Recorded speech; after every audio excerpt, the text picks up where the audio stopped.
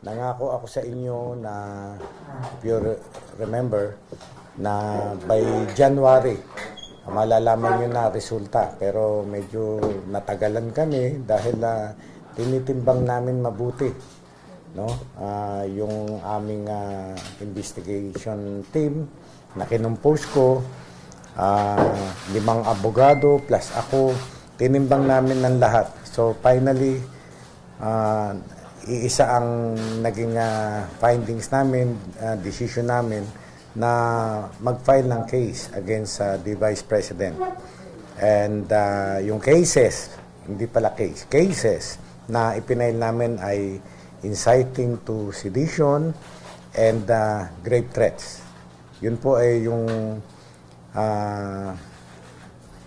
pananakot na ginawa sa buhay ng ating Pangulo, ng First Lady at ng Speaker. Ganun po. Na-file na po namin sa DOJ at nasa DOJ na ang bola ngayon, no?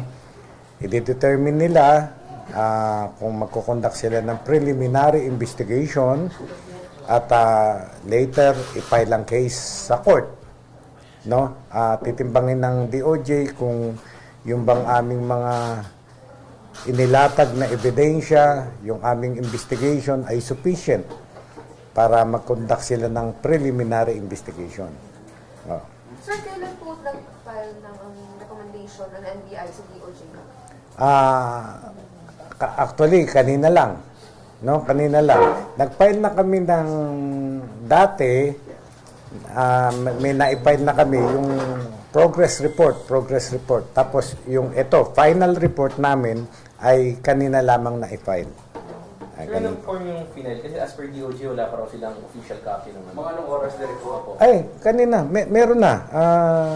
I-send ko sa ating chat group yung receiving ng DOJ. Yung sinabi niyo doon sa press con, yung video, yung isa sa pinaka-substantial evidence o compelling reason as to why we are recommending na mag-file po ng kaso. Yes, kasi open source evidence yun, There was really a Zoom meeting kung saan niya isinabi yung mga threatening remarks niya.